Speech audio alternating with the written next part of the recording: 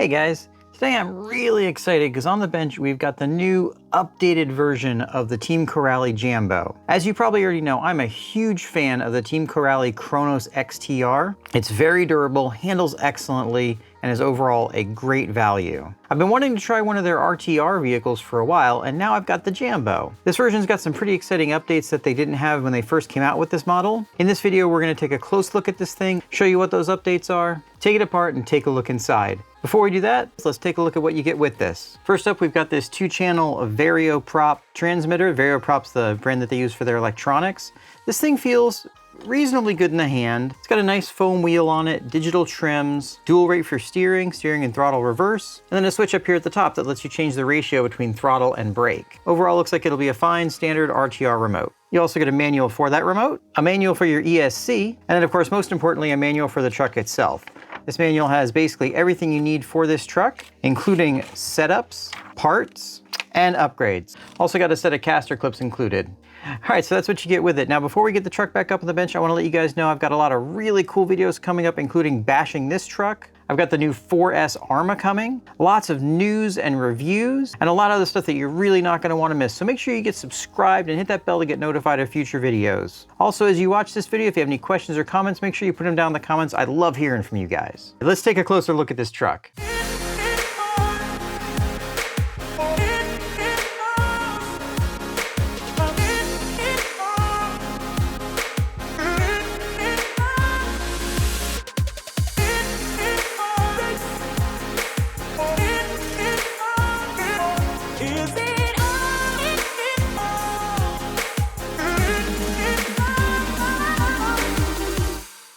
All right, with the body off, we can see that this is a pretty standard 1/8 scale shaft-driven four-wheel drive layout, and it looks like a pretty high-quality vehicle, just like all the cars I've seen come from Team Corrali. Power system is really nice. This is just a relabeled Max 8 ESC, and the Max 8 ESC is super durable. You can also program this ESC using standard Hobbywing programmers. These are really powerful and very reliable.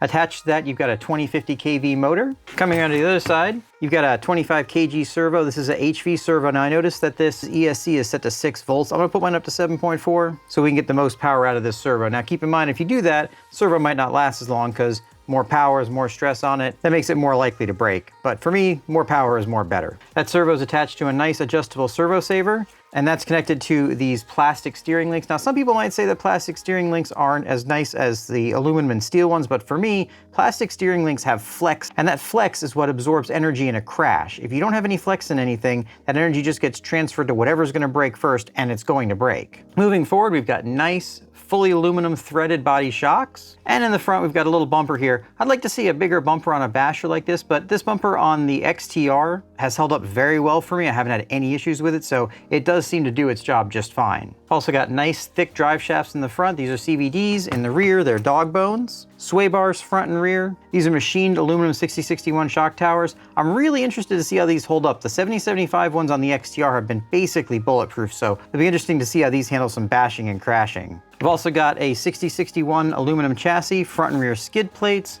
nice beefy arms front and rear. And then out the back, we've got a wing, which is reasonably flexible. I did break the wing on my XTR after quite a few sessions, but it held up fairly well. I expect this one to hold up even better because it's being protected by this nice single wheel ball bearing wheelie bar. Now let's talk about the updates. First thing I want to mention is this isn't an official new version of this truck from Team Corrali.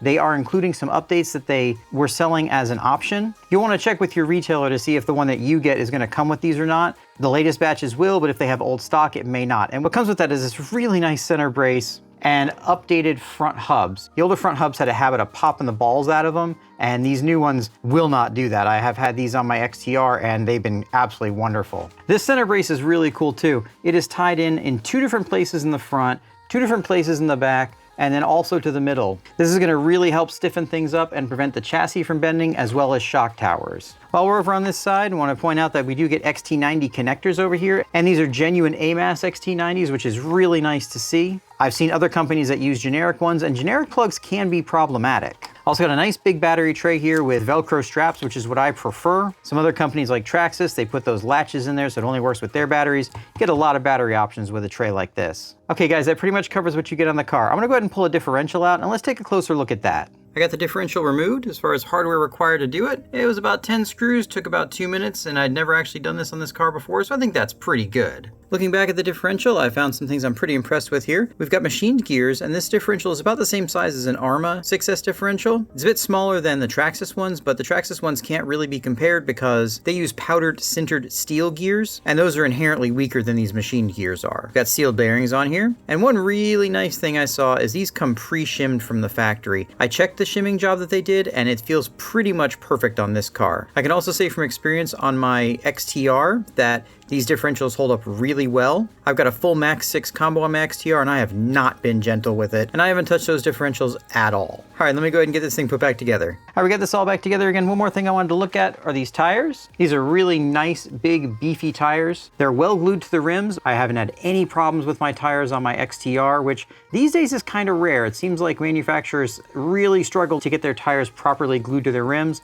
and some manufacturers like Traxxas tend to blow out foams and blow out the tires. These are nice, thick rubber, and based on my experience with the XTR, I expect good things with these. Be sure to join me for the next video on this. We're gonna bash and crash it, but before we do that, I'm gonna show you some lessons I learned on the XTR that I'm gonna apply to this truck, and some things that I've learned over the years that you should apply to every truck before you take it out the first time. Once we do that, we're gonna take this thing out, test it out, bash it, crash it, see how durable it is, and I'll give you my thoughts on it. That's all we've got for this video, guys. Thanks so much for watching. Be sure to like and subscribe. Let me know what you think about this down in the comments, and I can't wait to see you in the next one.